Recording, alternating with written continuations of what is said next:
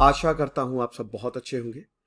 मेरा नाम है सिद्धांत अग्निहोत्री। स्टडी ग्लोस पे आपका बहुत बहुत स्वागत है। दोस्तों, क्या वक्त आ गया है कि भारत को एक ग्लोबल इकोनॉमिक क्रैश के लिए तैयार होना चाहिए।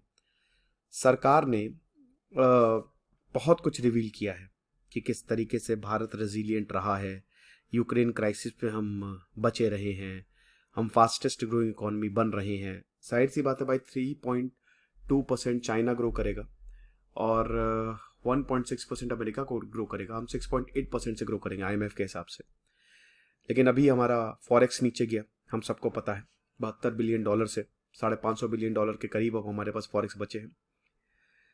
देखो, the bad news is that Bharat का जो करंट अकाउंट डेफिसिट है जुलाई और सितंबर का, वो 4.4% पे पहुंच गया है। 4.4% ऑफ दी GDP, 1.3% से सीधा 4.4%। पिछले साल 1.3% पे था। हम लोग ईयर ऑन ईयर कंपैरिजन करते हैं। ऑफिशियल कंफर्ट लेवल है 2.5%, मतलब 2.5% से अगर ये ऊपर जाता है तो खतरे की घंटियां बज जाती हैं। भारत का रिस्पॉन्स क्या होना चाहिए? देखिए, सबसे पहले तो this is not a time for free बीज और अ बिग फिस्कल स्टिमुलस। हम सबको पता है कि पूरी दुनिया में हालात क्या हैं।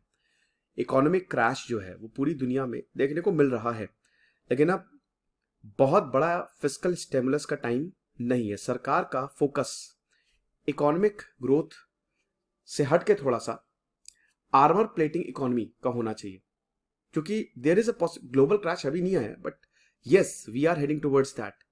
फिस्कल कॉशन क्या? Fiscal caution should replace adventurism, कि अब ऐसा कोई भी स्टेप ना ले जो भारतीय इकोनॉमी को और नीचे ले जाए। Reserve bank of India should let the रूपी वीकेन, रुपया को कमजोर होने दो। भारत को एक कंपिटेटिव करेंसी की जरूरत है, एक स्ट्रॉन्ग करेंसी की नहीं। ठीक है, अब ये जो करंट अकाउंट डेफिसिट नीचे गिरता जा रहा है, ये एक वार्निंग है जिसको इग्नोर हमको नहीं करना चाहिए, क्योंकि ग्लोबल सिचुएशन इज अनसर्टेन। हमको लग रहा है कि यूक्रेन वॉर खत्म हो जाएगा, ग्लोबल इन्फ्लेशन को हम खत्म करेंगे, इंटरेस्ट रेट जो है that will come down, economy boom करेगी, तब तो ठीक है, भारत बहुत एग्रेसिव रहेगा। लेकिन पेसिमिस्ट क्या बोल रहे हैं कि सबसे पहली बात तो यूक्रेन वॉर और खतरनाक लेवल पे जा सकता है, जिसकी आशंका ज्यादा दिख रही है। नया कोविड स्ट्रेन चाइना की कमर तोड़ के रखी हुई है। डीप ग्लोबल रिसेशन में हम जा सकते हैं, क्योंकि लगातार पूरी दुनिया में महंगाई बढ़ी हुई है और हर जगह इंटरेस्ट रेट्स हाई हैं, और यही अब हमको दिख रहा है। अभी चीजें नेगेटिव ही हैं और ये इशारा ग्लोबल क्रैश की तरफ कर रही हैं। तो अगर मैटर वर्स हुआ, अगर चीजें खराब हुई, तो जो भारत का ग्लोबल व्यू है इट कैन चेंज। समझ रहे हो? तो इसीलिए हमको चीजों को ठीक से मैनेज करना पड़ेगा, है ना। हम सबको पता है कि भारत एक मिराकल इकोनॉमिक ग्रोथ की बात कर रहा था कि बहुत सारे डॉलर्स आएंगे, बट एकदम से जब ये सारी चीजें हुई तो डॉलर्स बाहर जाने लगे, राइट। हमने इस चीज को इग्नोर किया। करंट अकाउंट डेफिसिट की वजह से कोई बात नहीं करता है। कुछ को लगा कि अच्छी बात है क्योंकि investment boom was pulling, right. अब क्योंकि देखिए, हम बहुत सारा कैपिटल गुड्स को इंपोर्ट करते हैं। अब भाई, कैपिटल गुड को अगर आप इंपोर्ट कर रहे हो, इसका मतलब चीजें अच्छी हैं, इन्वेस्टमेंट हो रहा है, आप घर में ही चीजें बना रहे हो। और अगर कोई चीज आप बाहर से ले रहे हो और घर में बना रहे हो तो क्या ही प्रॉब्लम है। लेकिन दोस्तों, ऐसी चीजें चलती नहीं है ना। कब चीजें सनी टू स्टॉमी हो जाएं आपको नहीं पता। मौसम सुहावना, एकदम से तूफान आ गया, एक्सचेंज रेट जो है वो क्रैश किया है 55 से सीधा $65 की अगर बात करते हैं। सो ₹55 टू ₹65 टू दी डॉलर, ये एक्सचेंज रेट 10 रुपए से। RBI गवर्नर रघुराम राजन ने काफी इनोवेटिव स्कीम्स निकाली थी, है ना। और अगर उस समय 2013-2014 की बात थी तो कंबाइंड फिस्कल डेफिसिट जो था सेंटर और स्टेट का, वो 7% था ऑफ द GDP।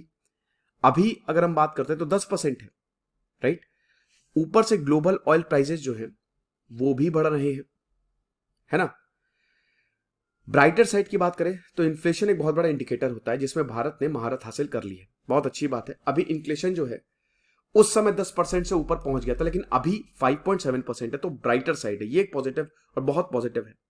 लेकिन भारत का जो इन्फ्लेशन रेट है अभी अमेरिका और यूरोप से नीचे है, बट एक कब तेजी से ऊपर जाएगा को नहीं पता।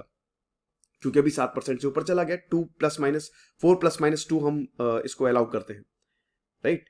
तो ये चीज है।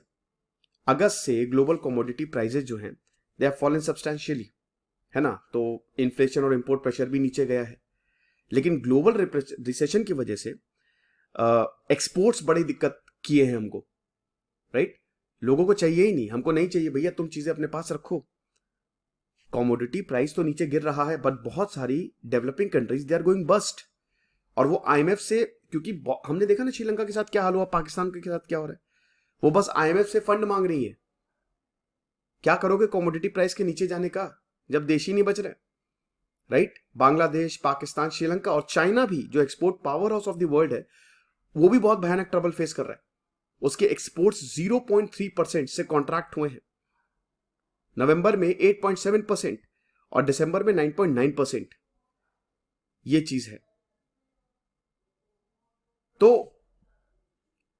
क्या होप है, जो कमोडिटी प्राइसेस गिर रहे हैं, ये एक आशा की किरण है। एक्सपोर्ट्स जो हुए हैं definitely they have slowed. Service exports अच्छा कर रहे हैं। अब वो दिन दूर नहीं जब सर्विस एक्सपोर्ट्स जो है वो गुड एक्सपोर्ट्स को दे विल टेक ओवर। अभी देखिए, अगर हम कंपैरिजन करें तो गुड्स एक्सपोर्ट $32 बिलियन था, 32 बिलियन डॉलर के करीब था। और अगर सर्विस एक्सपोर्ट्स की बात करें तो 26.2, तो ये अच्छा कर रहा है। तो ये it is a very good argument for optimism. तो market analyst they are very hopeful कि चीजें ठीक रहेंगी। बट अभी जो करंट अकाउंट डेफिसिट दिख रहा है वो थोड़ा सा टेंशन क्रिएट कर रहा है, राइट। अगर हम सम अप करें तो pessimism is far from watertight. May be all will be well, but there is an old saying, hope for the best but prepare for the worst. Bharat को worst के लिए प्रिपेयर होना चाहिए और चीजों को ठीक करने में अब कदम बढ़ाना चाहिए, और वो ठीक कर भी रहे हैं। लेकिन अब हमको सारी चीजें ध्यान में लेके चलनी है। दिस इज सिद्धांत अग्निहोत्री साइनिंग ऑफ।